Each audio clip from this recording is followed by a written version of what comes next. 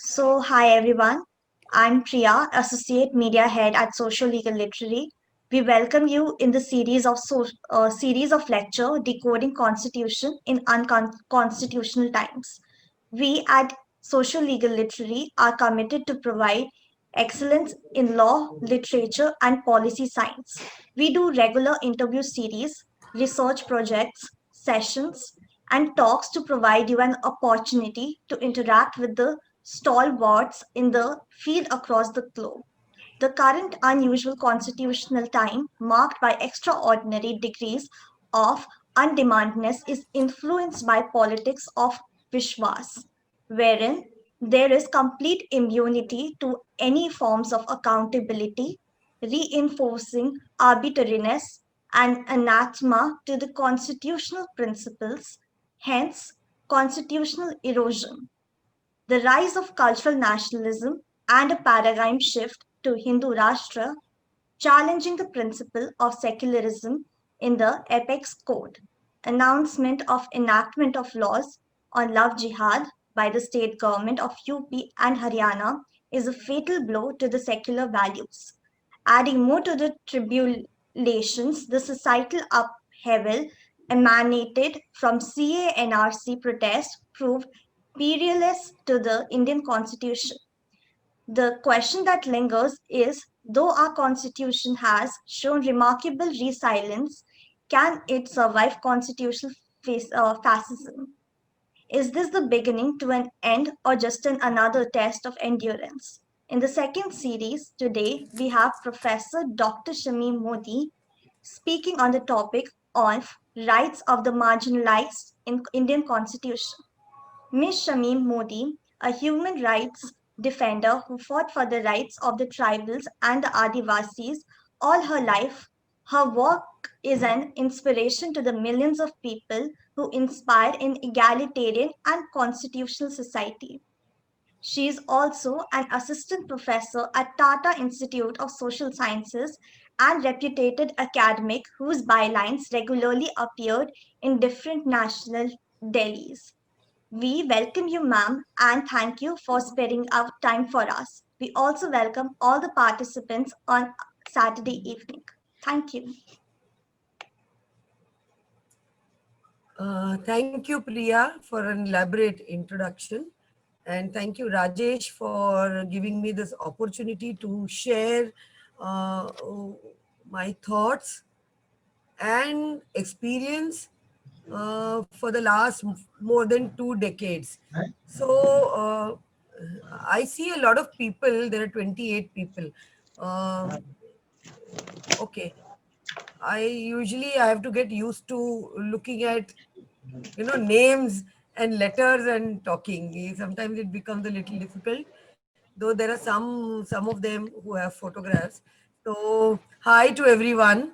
And when Rajesh told me that I have to speak on this, I usually, when I have 4 or 5 hours, then I don't have to think much, because then I have enough time to talk of, to narrate the story and generate knowledge from that and take you along in that narrative. When it is a 1 hour 40 minutes talk, then I really get a little confused. It's like giving a bite, to the media. Okay, now in 30 seconds you say whatever you have to say. And we have learned our lesson that if you say anything that is not required, then it tends to get edited. So this is like that for me. And since this morning when I spoke to Rajesh, then I decided that the best way to talk about it is not to give you talk about the constitution and then say, yeah, I would just advise if people who are not who are just listening will switch off the mics, because then there are some disturbances that come, yeah, thank you. So I thought the best way to take you would be to talk about my experience. My experience of I start with how I started doing what I did in human rights, what prompted me and gave me confidence to go, what was the reality that I faced, how I dealt with that reality, and how am I dealing with the present realities around me. How do I look at it? Because somewhere, I don't know if it will be an over exaggeration, But in 2009, there was an assault on my life. The mining and the timber mafia that we were fighting in the tribal area sent a paid killer and they slit my throat and they assaulted me fatally. So my hand, this was all handicapped, my head was split and I was stabbed in my stomach and I mean all kinds of things. But I survived because maybe I was expecting it, so I didn't kind of get alarmed by it. And though the High Court had given me two armed guards for a long time, saying that you're bound to be eliminated for the kind of work that you are doing, trying to fight all the powers at the same time. At that point of time, uh, with the passion and the compassion and empathy that I was working, that was the only way I thought was possible, even at the cost of your own life. Uh, 25 years behind me. What do I think? I think that sharing, and I did my law. So I will begin with that. Basically a trained clinical psychologist, trained in Delhi. I did my graduation from Jesus and Mary College, went to LSR and did my post graduation. Then came to TISS to do my MPhil in 87. Sounds ancient. And while I was doing that PhD, I realized this is not the life that I want. Library room. I was, that didn't fit my personality and the expectation. I applied for a job with Oxfam India Trust as a project officer, got the job, and got an opportunity to visit Chhattisgarh and many other villages. During those village visits, um, I realized there were a whole lot of people. I was traveling in the Adivasi area, and I realized there were people who were crowding around the collectorate and the SP's office because they were not paid their wages, and there were sometimes a group of 20, 25, 30, 40. And then I just stopped my car, the Jeep, and I told them that why I see you, I've been moving around in this area for last 1 week and I see you here all the time. They said, humko paisa nahi mila hai. We've not got our wages. I said, why don't you fight? Why do you come here and sit and talk? I mean, they said, you move around in a car, in a thanda car, an AC car, and you advise people to fight. If you really believe in it, why don't you fight with us? So at that time, we are all trained to answer these kind of things. No, see, in my position, I'll be able to do more good for greater common good and all that. I said all that, but I became very uncomfortable with that question, and I went back. And within few months, I resigned from my job, packed my luggage, and went to Chhattisgarh and said that I will work with the Adivasis. I'll fight for whatever I think is not right. And I just don't want to give advice. Armchair activism is not something that I wanted. And then I went around and I didn't want to work with an NGO because I had already seen NGOs as being a part of Oxfam. And I knew that if you want to follow your own sense of justice, but if you take money and institutionalize money from somebody, then you have to do what they tell you to do. So I was very sure that I didn't want to join a established NGO. I wanted to do whatever I felt was right or work against what was wrong. And then I won't go into the detailed story, that will take time. But finally, I started working with the people who were displaced by the Bargi Dam in Jabalpur. And there I met Anurag, who was a civil engineer who had similarly left his job and started working in tribal area. We decided to marry within 2 months of our meeting, and we married. Both our families were very unhappy because they thought that these abnormal people will find somebody normal and come back to normal life, so-called normal life, and two abnormal people found each other. So we married. It was not well accepted in Anurag's family.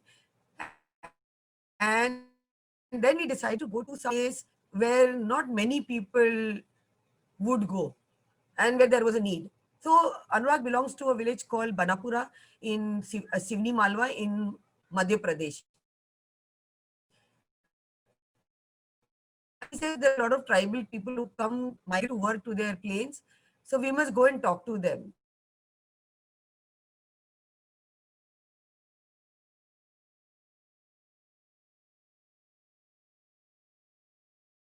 So we went to Banapura and we met Anurag. So we went there. Padi ke piche gaon hai. We said, oh, that is very close. We'll walk with you. That was 32 kilometers we walked, and we reached Betul district. And then I went to explore whether we could work there, and I was arrested as a Naxalite.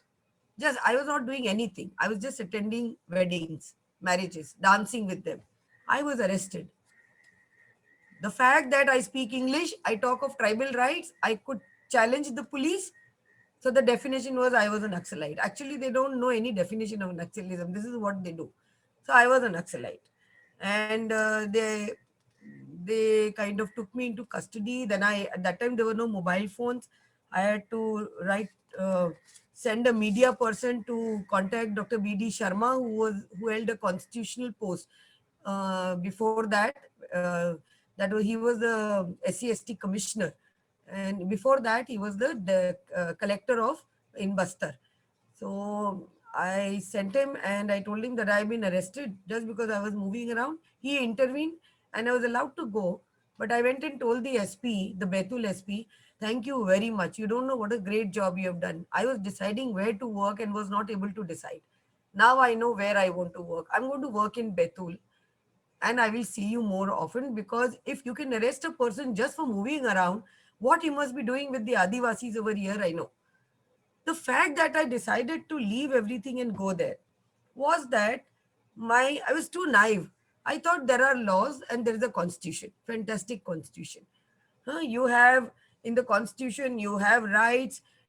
You have a right against exploitation. You have a right for violation of your fundamental rights. You have rights of every possible thing that you can think of. There are issues in the villages because people are not going to the courts, people are not organizing to do things, people are not going to the police or whatever. So हम लोग को जाके वही करना है. We just have to go and tell them that okay, these are the laws, and this is, we go to the police and say there is a scheduled caste, scheduled tribe atrocities act, and you have to implement that. You are too naive. So we went that with that thing in mind. We went there. In Betul, we realized it's not going to be a simple, it's not going to be as simple as we thought. But still, we didn't know the reality. And we went there and we realized, what did we realize? That in the village, you have a constitution that says that there is a fundamental law, right against exploitation, article 23, article 24, and then right to constitutional remedies. Now we are talking about article 32 also. Article 32 is the conscience of the constitution, and the Supreme Court says that everybody, they need not come directly to the Supreme Court when for the enforcement of their fundamental rights. We can see the changes that has happened over a period of time. So now when we went there and we went to the interior villages, we found that nothing had changed for the Adivasis. Now today, if the fundamental rights are not being enforced and the court is not intervening, and there was a law which says there is a now we have a law, the Forest Right Act, which says that they are going to take care of the historical injustice that has happened to the Adivasis. For the Adivasis, it doesn't make any difference, because in the first place, from the colonial rule to independence, nothing made any difference for them. When was the first difference that in their lives that came? That first difference was in 1800s, when the Britishers came here, when there was a colonial rule, and the Britishers and the colonial masters, they needed the imperial rule, they needed the timber, they needed to exploit and expropriate the forest resources for their own interests. That was for the shipping industry, for the railway lines they were setting up. They needed timber. For that, they had to approach the forest, and the Adivasis were in the forest, so there was a direct conflict.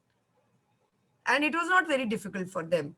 In the beginning, they said that Adivasis are at a stage, they are they need to be civilized. So they thought that they were trying to stay away because they thought, let us first civilize them.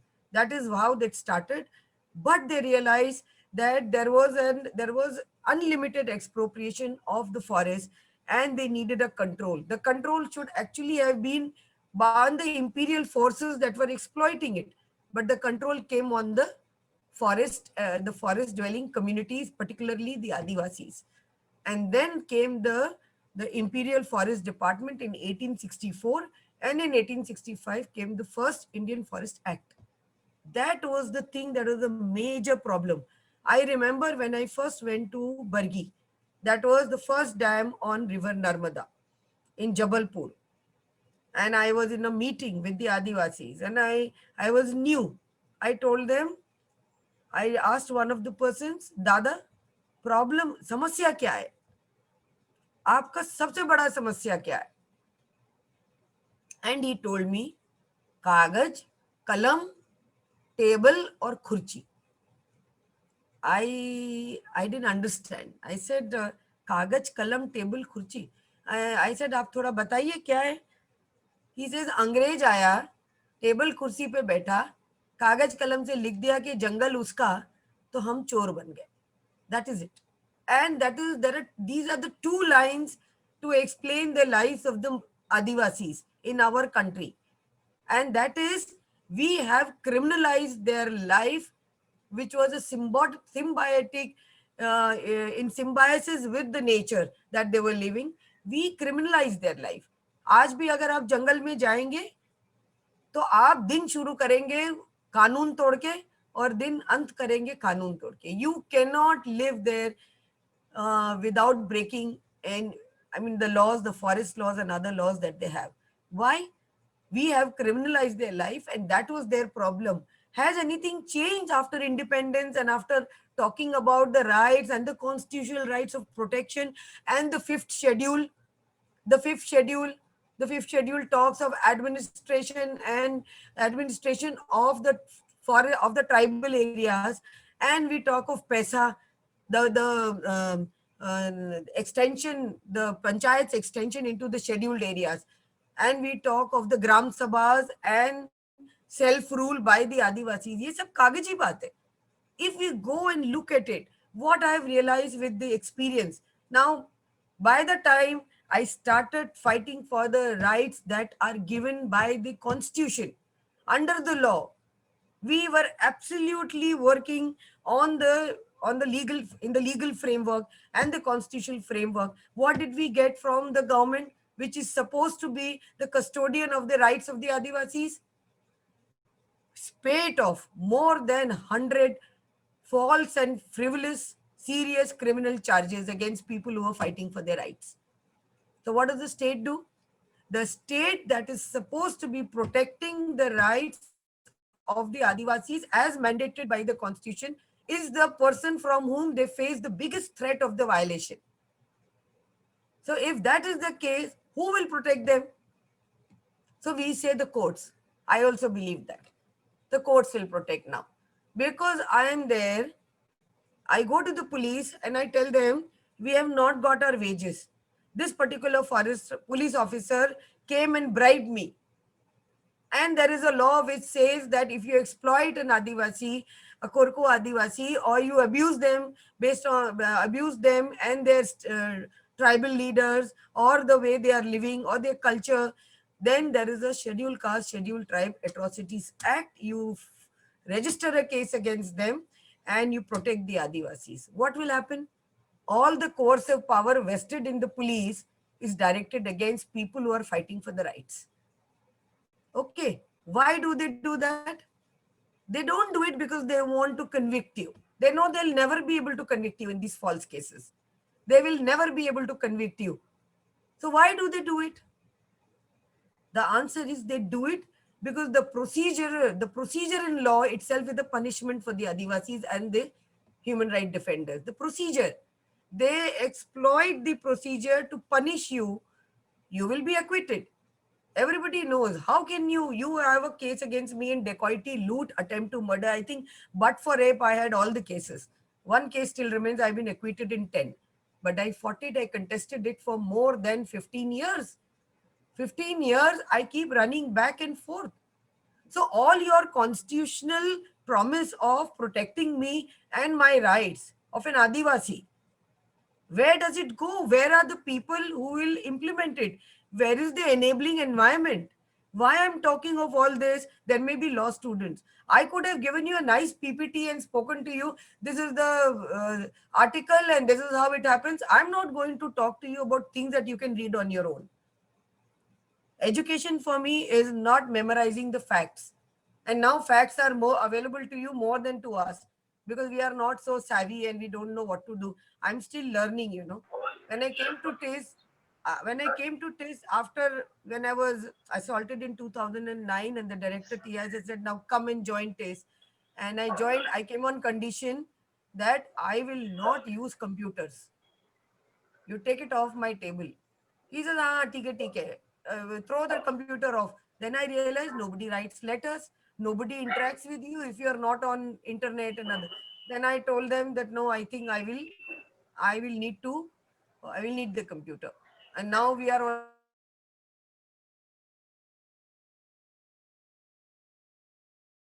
on a virtual mode. You don't have to go to the office and sit in front of the so uh, so uh, so that is it.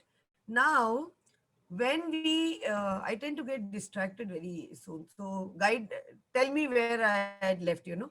So when I came to TISS in 2009, at that time there were a whole spate of cases on us. And when I came here, I told my students, you are doing LLM, all of you are doing law, and you are already lawyers. You can read whichever law you want to, and you can understand. What I'm going to teach you is the perspective from which to read that law. And that perspective, developing that perspective, comes from experience. It doesn't come from anywhere else. Whatever. So when I was a psychologist, went on to become a social activist, and while doing social activism, whenever I used to go to the tehsil court or to the district court, and they would shout at the Adivasis and treat them in the way, where are the laws, the fundamental duties that were, added? That they added the fundamental duties also. In the 42nd Amendment, they had fundamental duties. Are the duties only for the citizens or it's for everybody? Is it there for the courts also? And if it is there for the courts, then where are the courts where day and night we see on the television how the Adivasis and the poor people and the Dalits and women and all vulnerable and marginalized sections are being exploited? Where are the laws? I mean, we are law students, we are lawyers. Go to the district court and see how many people who are under trials are handcuffed and brought to the court with the fetters. All of them. All of them are. There is a Supreme Court guideline saying that you cannot handcuff the under trials or anybody till you have a magistrate, you have a permission from the magistrate to do so.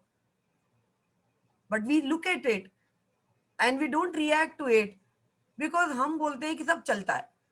What Pierre Bourdieu would say, it's a doxic assumption. It is our doxic assumption not to question so many things that is against the law, that is against the spirit of the constitution, because sab chalta hai. And that is the mentality that has to go. What I think Albert Einstein has said, the place is become, everything has come to this level not because of people who are bad, but because good people who keep quiet in the event of seeing the evil. So we see so many things around us.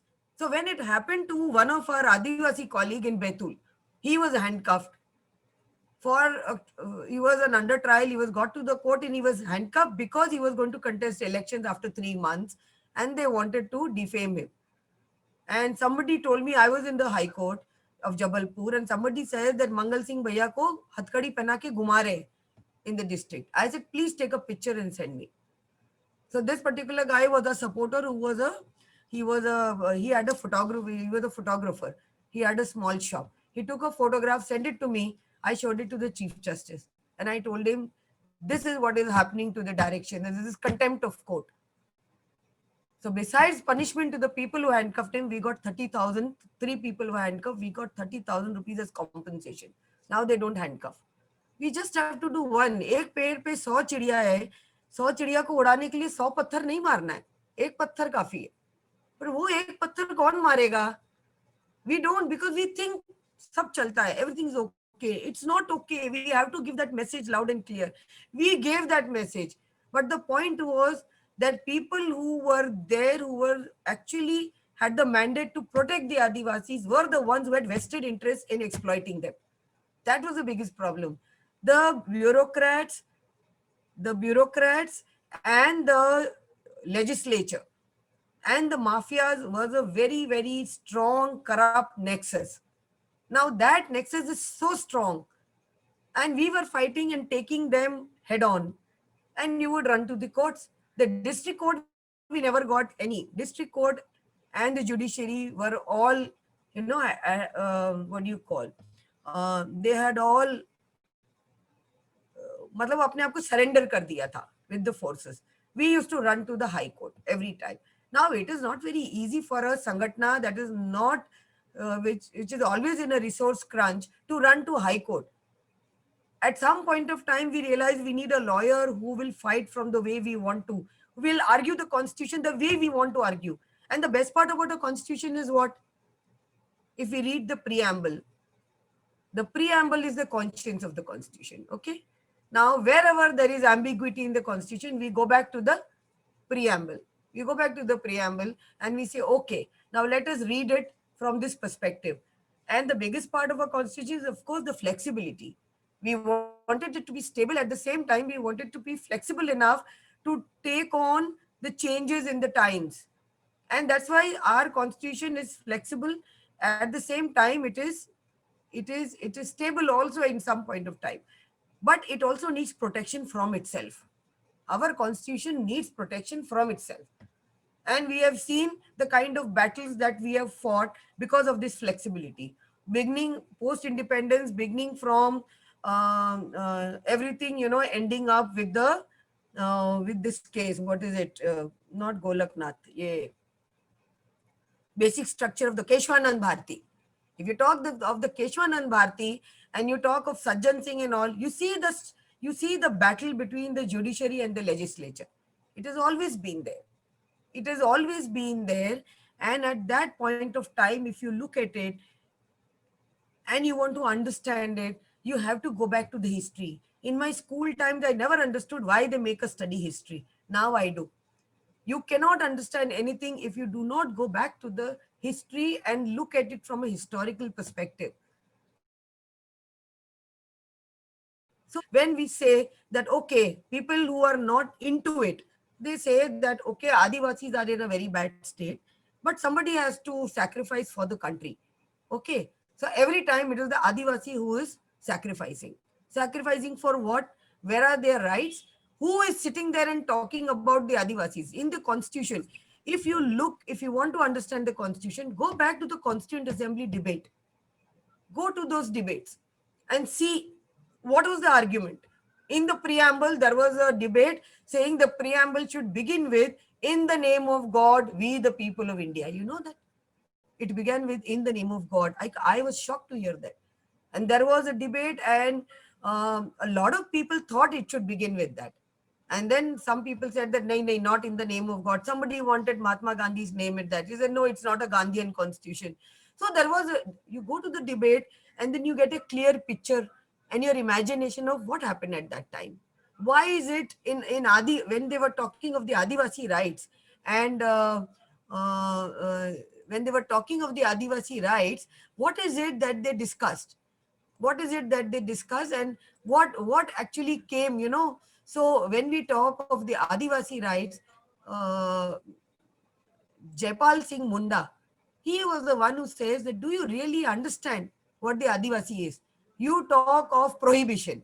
Daru bandi hona chahiye. Do you know what Adivasi does? And there is no function or nothing that can happen without the liquor or the mawa or whatever, the local rice, when they go for the plantation. So aap unka zindagi, you do not understand the map of their world, and you want to make laws based on the privileged habitus of yours and try to make laws for people who have had an oppressive habitus for a number of generations. So the problem is not with the Adivasis. The problem is with us. When we talk of mainstreaming, they are the mainstream. The COVID times has हमारा जीवन अस्त-व्यस्त कर दिया. वो बोलते हैं ये बीमारी जो है, I asked my colleagues, I called them up, आपको मालूम है क्या हो रहा है? बोलता हाँ, ये प्लेन में चलने वालों का कोई बीमारी है. हमारा नहीं है ये. It is not our बीमारी. It is something to do with them. Do we ever go and talk to them? because we do not believe that they know what is development for them. We are experts, so we will tell them what is development for you. We do research.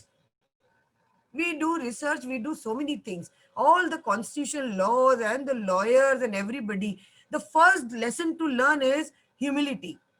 We have to understand where do we stand. Every research is a political act. You will never have an Adivasi walk into your drawing room, sit there in the corner and say कि आप खाओ और करो अपना काम. I will sit here and watch and do a research how you waste resources. How many of us will allow that?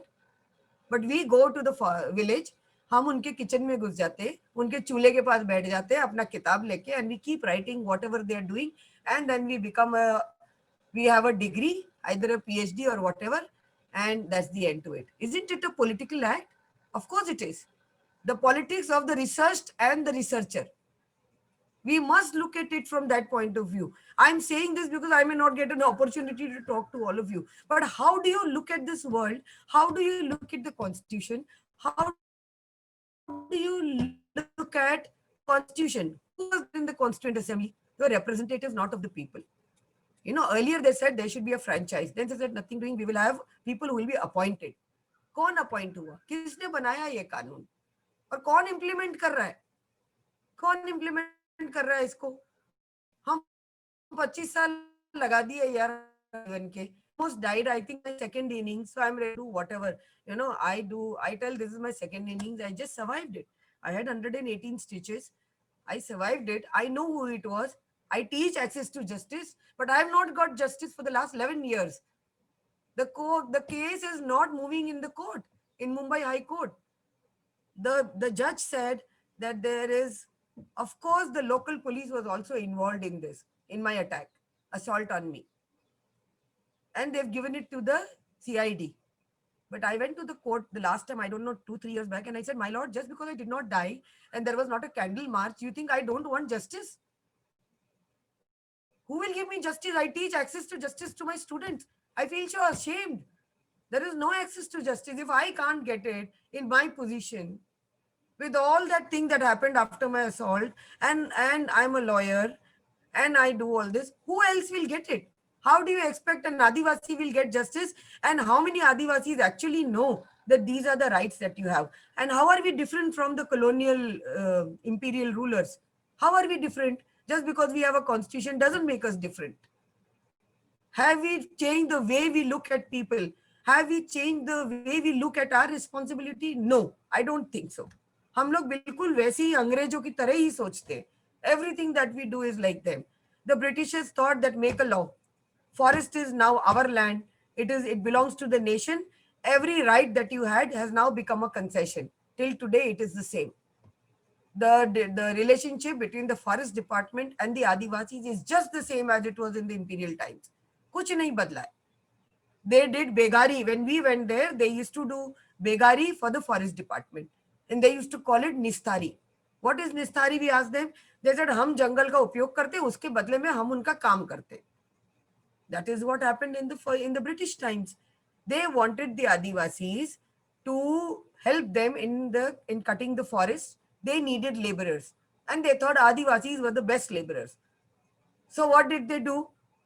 For two reasons, they put a restriction on what is called Zoom cultivation, and they forced the Adivasis to do settle cultivation.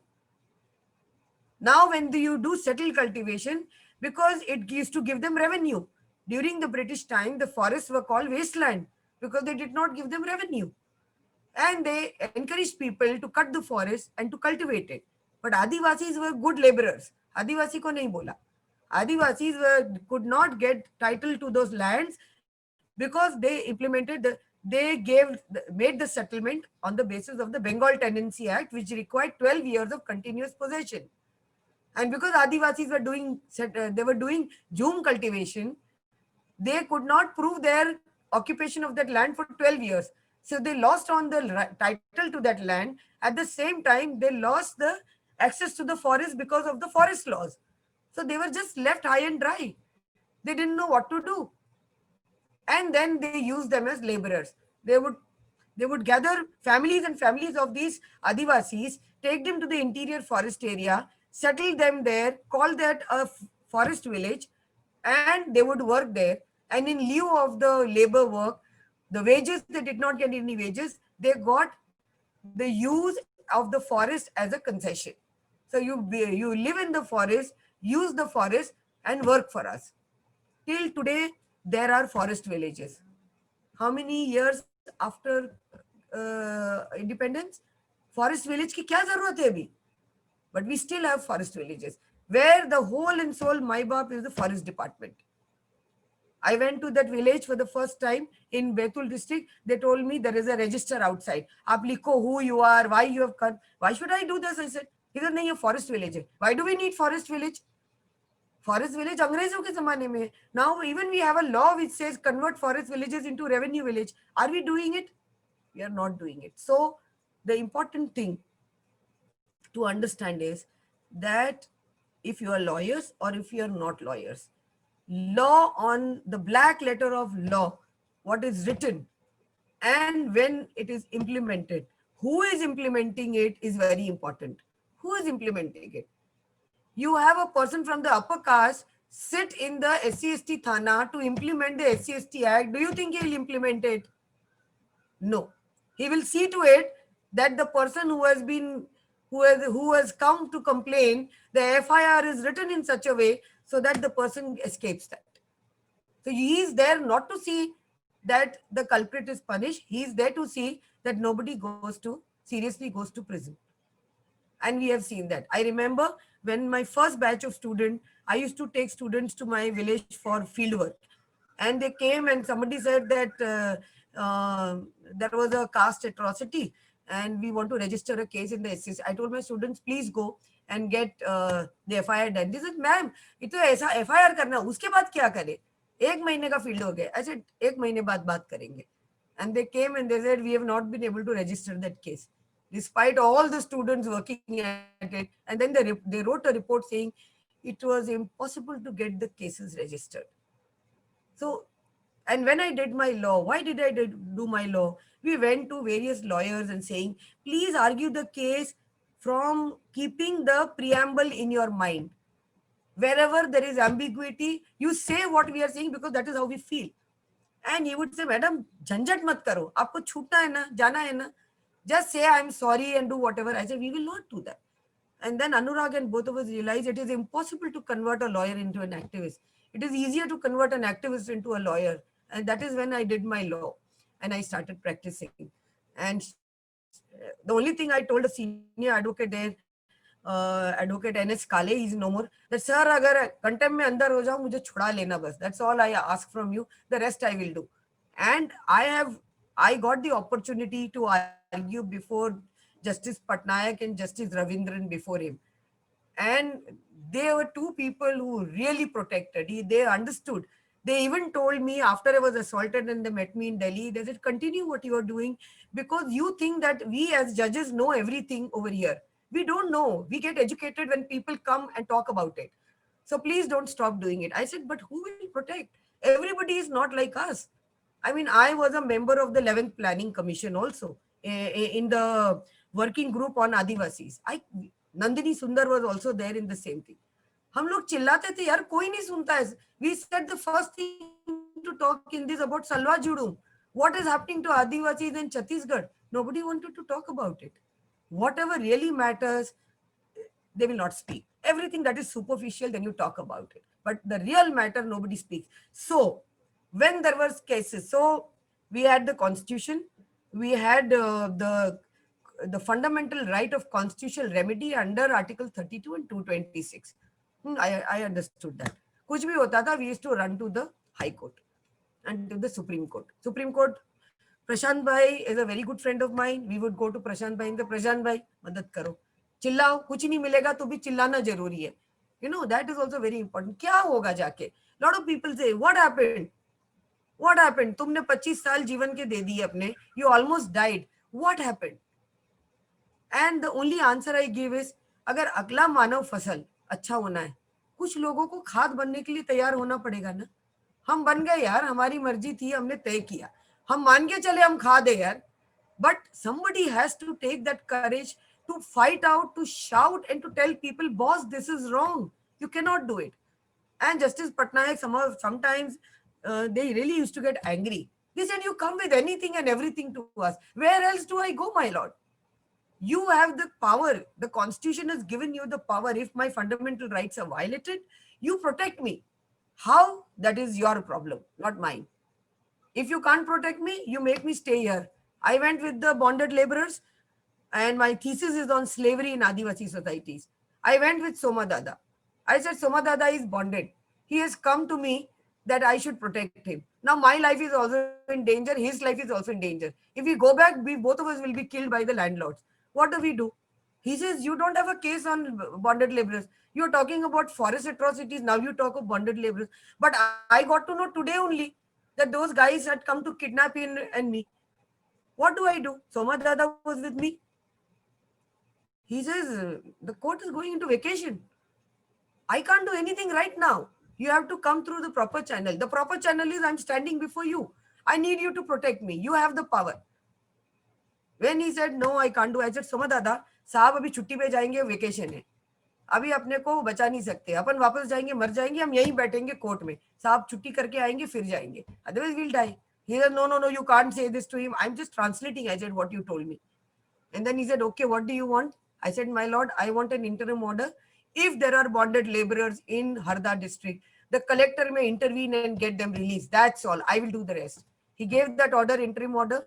We sat on a dharna and we got Soma Dada and many other families released from bondage after 22 years. 22 years and got them rehabilitated. It is a fight. It is a struggle. It is a struggle for justice. Justice Patnaik asked me, aren't you legally oriented? You have 11 criminal cases against you. I said, I am not legally oriented. I'm justice oriented. If your laws are wrong, I will fight them. And I don't know. You think I'll commit dacoity? He started smiling. I said, you're not smiling at me. You're smiling at your own criminal justice system. If it is false and frivolous on the face of it, you protect me. And if you can't protect me, then one has to laugh at your system, not at what we are doing. Protect me. If there are new ways to harass me, you forge new tools to protect me. That was my appeal. And then I went to the Supreme Court with this appeal, and Supreme Court, a lot of people said, these are criminal cases. Nobody will intervene. I said, let them not intervene. Let there be a debate at least. I have 50 and my colleagues, Adivasi colleagues, have 50 criminal cases. हम कब तक लड़ेंगे यार? And for what? I committed dacoity, loot, attempt to murder. They have taped my public meetings and have doctored a cassette saying I told them कि मारो सबको. यार मैं खुद अपने बच्चे को आज तक नहीं मार पाई, वो 25 साल का हो गया. मैं किसको मारूंगी जाके? I believe non-violence is the biggest, सबसे बड़ा हथियार है अत्याचार के खिलाफ लड़ने का. If we were violent, we would have been wiped off within months. They could not touch us for so many years because we were non-violent. So I believe in it. Why should I do it? But the cases are still on. We went to the Supreme Court and the Supreme Court said, this is the biggest problem we have all over the country. Abuse of power, non-implementation of cases against powerful people, and false implication of poor and marginalized people who are raising their voice. The court accepted it and made a grievance redressal authority in the 3 districts where the Sangatna was working. But who's going to implement the order? The state. Now the grievance redressal authority is going to work against whose abuse of power? The state. So the state sabotaged the whole thing, and they did not advertise this committee. We tried our level best. We got relief in 1 district or 2 districts, but all the 3 districts, it did not work. The matter is still pending in the High Court because the Supreme Court sent it back to the High Court saying, now you decide what has to be done, because day to day we cannot intervene. But we did go to the court and we got acquitted because of the intervention in 10 of the cases. 1 case is still pending because it's a serious case, they say. So if you want to seriously hurt me, then you implicate me in serious cases. If you want to just threaten me, they arrested me in 2009 in false and frivolous cases of dacoity, loot. Now they have a FIR registered against me saying Shamim Modi ने 2 नाकेदारों को जंगल में अकेला पकड़ के पीटा. I mean, I said, my lord, 2 नाकेदार अकेले थे और मैंने पीट दिया उनको. and then they have a small wire put in your hand and they get it, what do you call, an X-ray done, and they say हाथ fracture हो गया.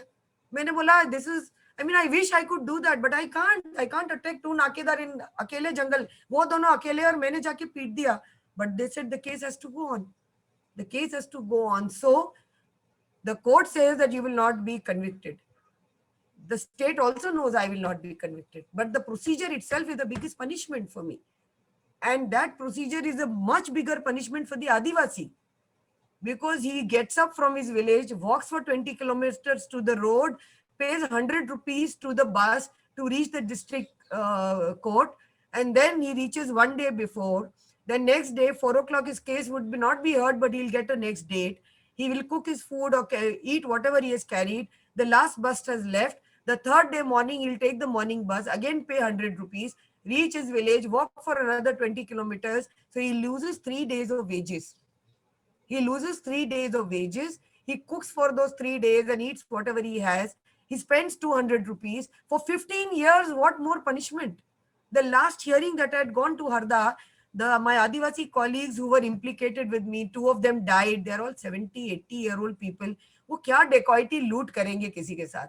They said कि जीजी एक विचार आया है मन में. What is it? I said. They said अपन लोग सब लोग बोल देते हैं कि हमने ये किया है, मंजूर कर लेते हैं, तो ज्यादा आसान होगा. जेल में सब साथ में रहेंगे, निकल आएंगे बाहर. But to do this for 20 years, it's so, you can imagine what, I mean, they really thought that was a solution. That let us accept it, है ना, हम इसमें मंजूर करते हैं, सजा भुगतते हैं, बाहर आ जाते हैं. वो कम सजा है than fighting it for 20 years and getting acquitted. So the law on papers and the law in reality is very different. The constitution says there is the 5th schedule. The 5th schedule में बोला है all the laws will not apply to the 5th schedule area. Only those laws, if there is a law which is against the culture of that particular Adivasi group, then the governor can say that it won't be implicated. Governor पता कराओ कितने राज्य के सरकार governor ने आज तक intervene किया आदिवासी के साथ. Bloody the Adivasis are being beaten up day and night. The Dalits and the Adivasis का पूरा जनजीवन आपने व्यस्त कर दिया. कौन सा गवर्नर ने आज तक इंटरवीन किया? आप थोड़ा कर रहे हैं महाराष्ट्र और वहां पे. Nobody has done it. We have gone to the governor and we told him, you protect us, our life is in danger. He said, मेरे हाथ में क्या है? अरे आपके हाथ में सब कुछ है. But they don't know or they don't want to do anything because of the political posting. They called up the director of Tata Institute and said, this fiercely lady from your Tata Institute, please take her back. That's all they did from that. So the point is that there are laws, there is a constitution. There are people who are mandated to implement that and protect the rights of the Adivasis. They have vested interest in the resources that they are supposed to protect and protect the Adivasis. Then who will come and protect? Then the courts, the rule of law. The court can protect them only when the court doesn't take sides. It can only protect them if the courts are not taking sides and are impartial, not bent towards a particular thing. So you go to the courts. Now the courts are saying, don't come to us. Supreme Court says Article 32, don't come to us. That's the conscience of the Constitution. Fundamental rights cannot be suspended even in emergency. We have seen it in so many of the rulings. But now you say that fundamental rights को भी आप पहले high court जाइए. High court सुनेगा नहीं तो हमारे पास तो तूने appellate court बना दिया. Why do we have Article 32 at all? Why do we have it? I walked to the Supreme Court because I was confident कि कुछ नहीं करेंगे तो मेरे को तो हल्ला मचाने का मौका मिलेगा.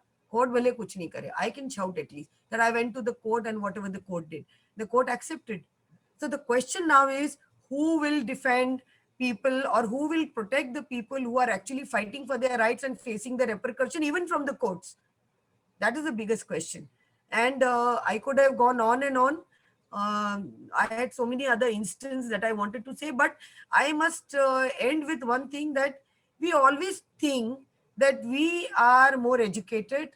We have got training to talk about people around, but we do not think of positioning ourselves vis-a-vis people of the marginalized community for whom we are talking. We always think I am higher. There is no equality in that. I am higher than them, I will go and tell them, share about what happened to you, share your personal things, share your intimate things, because I am the researcher, you are the research. I am higher and you are low. Education, if we, the biggest education tool for education is, what? Experience. And that experience, if there is no humility in it, then we'll get it all wrong.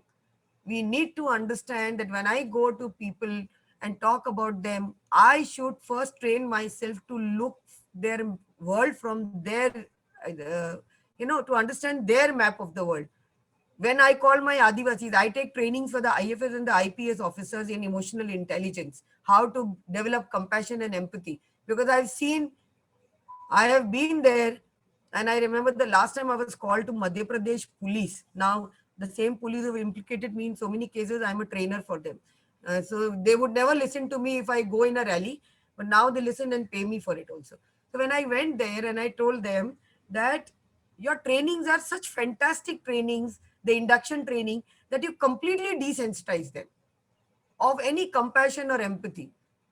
So now what I have to do, my task is become double. I have to make them unlearn what they've learned and relearn again of how to be empathetic and compassionate to people. So that is something that is really, really important. In that training, one session is taken by Adivasis from Niamgiri, from Betul, from Harda, from Hoshangabad. They come and train them. And believe me, that session is graded and evaluated the highest by all the officers, IPS and IAS. You got to listen to them. They know what they want, but we don't want to ask them because we won't understand. It's our incompetency to understand their map of the world. They very well understand our map. See, if you go, I remember some students came to our tribal area and they were giving them responses. Then I said, "ये क्या जवाब दे रहे हो?" अरे जीजी, उसका रोजी रोटी का सवाल है. If we don't respond, they will not get their salary. तो उसको जवाब देना जरूरी है. They understand. They understand कि हमारा रोजी रोटी has got nothing to do with them or their lives, but they respond to us. So I think it is very, very important to understand that and then read the law. Reading the law with compassion. Laws are made with emotions, laws are broken with emotions. So you can't say that for lawyers there is nothing to do with emotions, or for people who want to talk about laws. It is all to do with emotions, and you have to understand the Adivasi and their rights and the constitution. Nothing has changed for them. You say you have a law to take care of the historical injustice. Historical injustice था कि आपने उनका जंगल ले लिया. Then the justice was give it back to them, yeah. Is it so simple? Where you have not given it back. You have not given it back. You're finding new ways to take it under in a different, under a different name. You are playing a game with them. Please watch a movie called Bury My Heart at Wounded Knee, all of you. If you're interested in good quality movies which will really educate you also, Bury My Heart at Wounded Knee. I'll write it in the chat box if you want. It's a part of my course that I take a test also.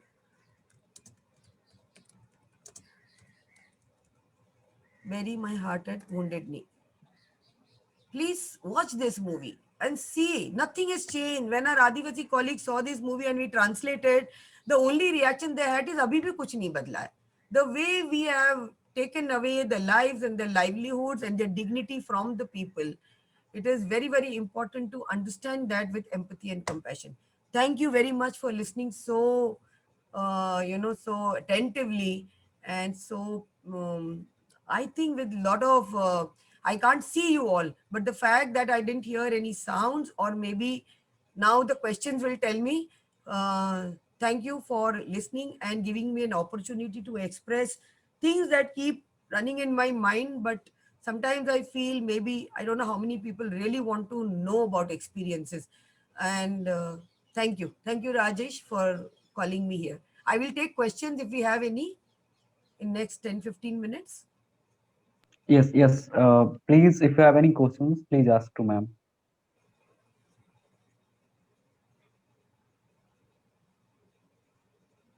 Sayali Savan. Oh, okay. Saying thank you, ma'am. Yeah. Who? Yes, ma'am. Acha, Sayali. Yeah, thank you, Sayali, for listening so patiently. Yes, thank you. If you don't have a question, anything that you would like to share? Ma'am, I had a question. Ma'am, may I? Yeah, who's this? And this is Ronak. Yes, Yeah. Ron, please. Yes, ma'am. Basically, you were referring to the SC/ST atrocities act in the starting when you started speaking. So could you please repeat that part? I couldn't understand in which context you said referring to the SC/ST atrocities act.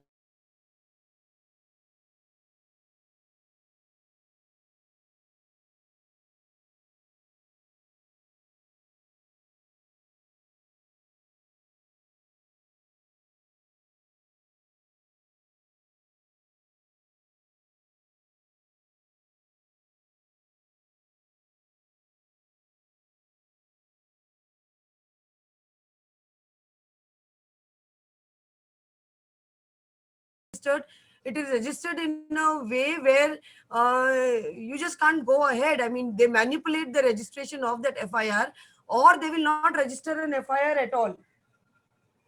They will not register the FIR at all, and will not consider it an atrocity at all. So I'm not saying that the Adivasis will be implicated under the SCST Act. When the Adivasis are protected by that law, for example, so for example, the Atrocity Acts under Section 3 talks about what is an atrocity. It defines an atrocity, and it says that anybody who takes away a land that is prevents an Adivasi or SC or ST to make to use the land that uh, uh, to use a land that is on his name or which is his resource, then it amounts to atrocity. So when the forest department come and in a very violent way evicts people without any procedure, we went to the thana saying that now this is an atrocities, but it is committed by the state agents. But you register cases. It doesn't say that you have to if the state agent commits atrocities, then the punishment is much more. Why don't you register? They would not register a case. You have to go to the courts and then fight it out. So they don't get the benefit of the SCST Act, which is supposed to protect them. That is what I was saying. Yeah. Ma'am, I think there is a question in chat box. Okay. What is it? Uh, 1 minute. yes, ma'am. Should I read The it out? question is, why do you think the IPS officer trained by Adivasis, even though one session turned against their interest? Is it just political pressure? Why do you think the IPS officer trained by Adivasis, even though one session turned against their interest? Okay. So I will answer the first question, which says that how do we change the situation in getting accessible law to everyone? That I'll answer in the end.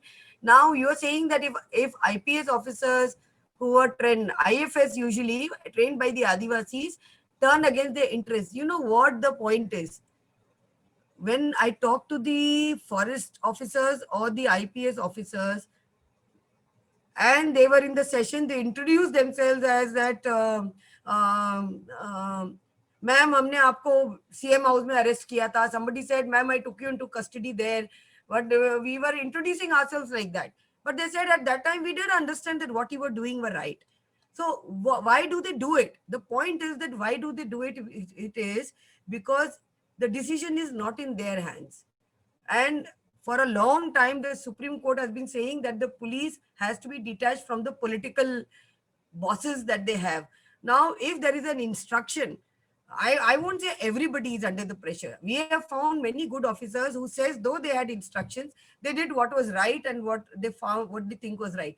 But there are people who turn against the Adivasis because it becomes a battle of them against us. So it's the police officers against the Adivasis. And if you are organized and there is an organization that is trying to expose you and the corrupt practice, then that they take it personally.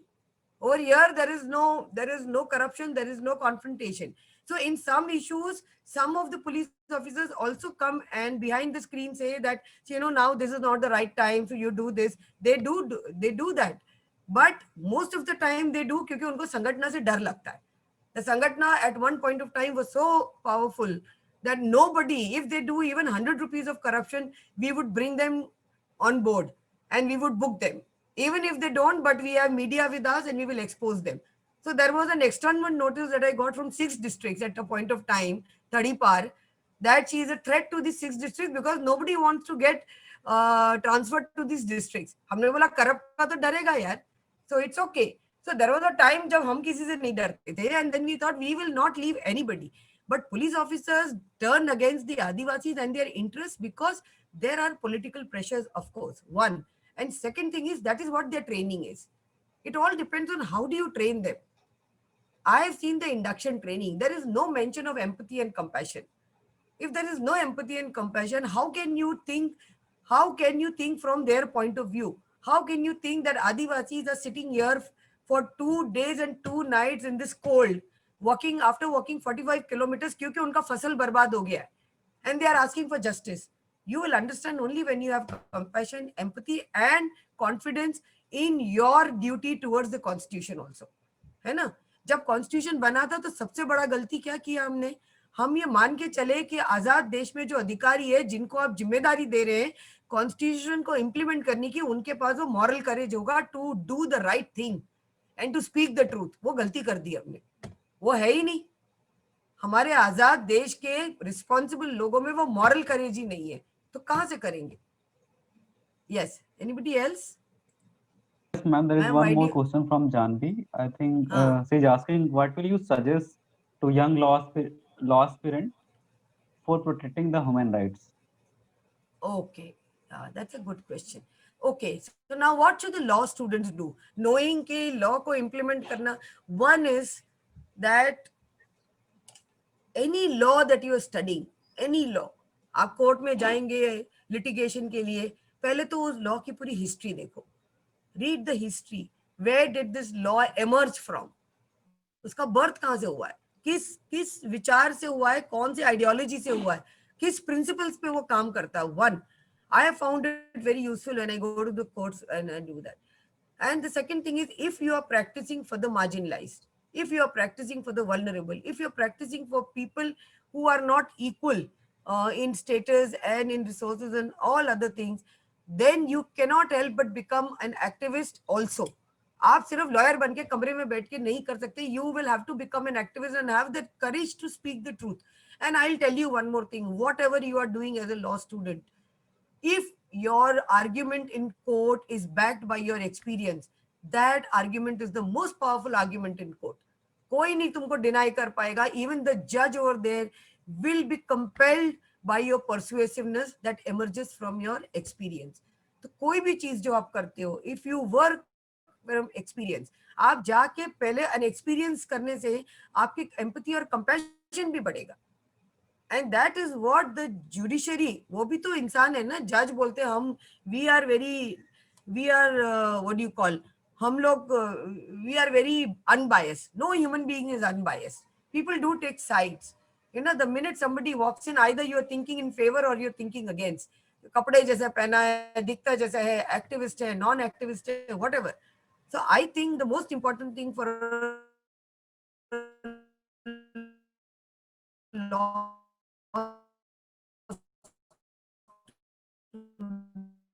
is one from those experience, and if things are wrong, then have the courage to say कि ये गलत है. हो सकता है मुझे अभी बराबर नहीं मालूम क्यों गलत है, मगर ये this is not right. Somebody has to work and emerge with something different from this, and that is what will give you a strength also, you know, in the court, and that will become a very powerful argument. And last question, अब हमको करना क्या चाहिए अगर situation ये है तो, है ना? Situation तो गंभीर है अभी. Every day we keep hearing new and new things. Whoever is talking, उसको या तो urban Naxalite बोलेंगे या जो कुछ भी बोलेंगे, सच बोलने वाले को. What do we do in such things? I would say go back to the preamble. How does the preamble begin? The preamble begins, we the people of India. So the answer is with we the people of India. हम लोगों को कुछ करना पड़ेगा. If you keep sitting and waiting for others to do something. I remember when I went to the field, I told them I will never get into electoral politics. Political काम तो कर ही रहे हैं, मगर after 8 years we said, what the hell are we doing? राजनीति में अगर आप हस्तक्षेप नहीं करोगे, then how will you change people who are there? And then we contested elections. हम सब लोगों ने, हमारे आदिवासी, हम कभी जीते नहीं, but हम सिद्धांतवादी और एक alternative politics की बात कर रहे थे. We learned a lot about our country and about issues and how the democracy works. So democracy treats you equal, it doesn't make you equal. है ना, आपको बराबर, तो unequal लोगों को equal treat करना is the biggest injustice I feel. So I feel that the only thing is we all take our responsibilities and see to it that we speak up if something wrong is happening. कुछ ना कुछ तो आपको उसका करना चाहिए, rather than say छोड़ो यार, this is not the right time. The right time will never come if all of us just ignore things that are happening around us.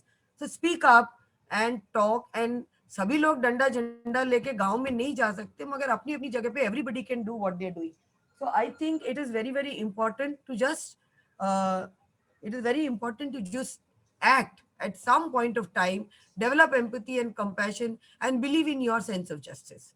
Yeah. So, I think I have crossed my time. I have my students waiting. Yes, I have yes, sure, another ma'am. class. So, any other question? Any other question? Good evening, ma'am. Yeah. Good evening. कौन बोल रहा है? Who's this? Ma'am Dipali Ann. Yeah. Ma'am, first of all, हाँ, thank you Dipali. so Yeah, much. Dipali. First of all, thank you so much for showing us the ground level reality. And my question is that I'm like very much, I think this is for the first time when I realized that yes, there is a part of society which I've never touched upon. So when you talk of developing empathy and sympathy and compassion, so please tell me that how I, as a student, can just spread it in myself and in my batch to my batchmates. See, one important thing I'll tell you what we do. A lot of students from JNU, from Azim Premji, and from TISAs and others, they come to our field for, we do small workshops also. Ideological bolo ki kuch bhi, we have small workshops to develop empathy and compassion. So the first task that group came, we said कि मनरेगा में जो खंती खोदते खुदाई का काम होता है, they dig up. फावड़ा उठाओ और पहला काम है, पहला दिन खाली खोदो जमीन, जो बाकी के लोग भी कर रहे हैं आदिवासी, and then we'll talk. There are students who still keep writing that experience has changed our life forever, because you realize that whole day for generations they've been doing it and getting 100 or 150 rupees for that. So experience is the biggest learner, teacher. Find opportunities to go and be with people, and if there are people who are ready, a group of 10 or 20, I would welcome them to my Adivasi area and take them around and have these experiential workshops. I would be really then, but you come people who are tough. It's a tough terrain. आपको रहना पड़ेगा जैसे लोग रहते हैं, है ना. कोई VIP लोग, one group came in that, ma'am, where are we staying? Is it hotels? Do we really have toilets? You won't have anything. You will have what Adivasis have. And तुम्हारा पहला टास्क होगा, be with this person and go wherever he or she is going. वो जंगल में लकड़ी काट रहा है, जाओ उसके साथ. वो पेशी के लिए कोर्ट में जा रहा है, उसके साथ जाओ. वो पानी भरने जा रहा है, वहां जाओ. वो जागल के लिए जा रहा है खेत पे, रात को वहां जाओ. See and experience their life. So I think the best is experience. You just experience, and that will develop the empathy and compassion. और जब आप उस experience से बोलेंगे, तो आपका talk या जो भी आप बोलेंगे वो powerful होगा, you know. And then it's an exchange. They will also learn your way of thinking and your life. Thank you so Yeah. much, ma'am, for this powerful and inspirational talk. With this, we end this conversation. And the conversation, which I said, the life-changing conversation for many of us. And we hope to host you someday in the future in physical setup, ma'am. And we would Sure. be as a team would also apply sometime for the future workshops that you will organize in tribal areas, ma'am. Thank you so much for this life-changing experience. Thank you all for patiently listening and giving me this opportunity. Thank you very much. Yeah, thanks.